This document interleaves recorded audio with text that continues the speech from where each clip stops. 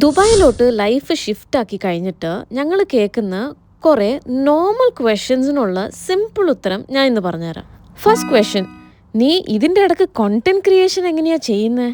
Second question, ഇഷ്ടമുള്ള dressing ഒക്കെ നീ ചെയ്യുന്നുണ്ടല്ലോ, ആളാകെ മാറിപ്പോയി, ആരും ഒന്നും പറയാറൊന്നുമില്ലേ? തേർഡ് ക്വസ്റ്റ്യൻ, നീ എങ്ങനെ ഇത്ര ഹാപ്പി ആയിട്ടിരിക്കുന്നേ?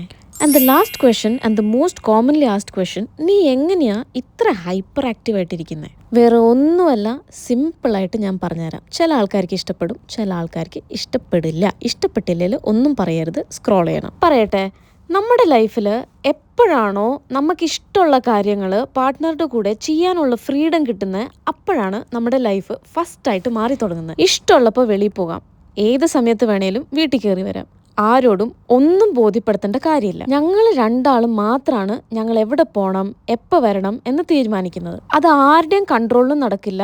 ആര് പറഞ്ഞാലും ഞങ്ങൾ കേൾക്കില്ല. ആരെന്ത് പറഞ്ഞാലും ഞങ്ങൾ രണ്ടാളും ഓക്കെ എന്ന് പറയും. അത് കഴിഞ്ഞിട്ട് ഞങ്ങൾക്ക് രണ്ടാൾക്കും തോന്നുന്ന കാര്യമേ ഞങ്ങൾ ചെയ്യുള്ളൂ. സെൽഫിഷ്നെസ് അല്ല, അഹങ്കാരം അല്ല. അതുമാത്രമല്ല, ബിയോണ്ട് ലിമിറ്റ്സ് ഞങ്ങളൊന്നും ചെയ്യാറുമില്ല.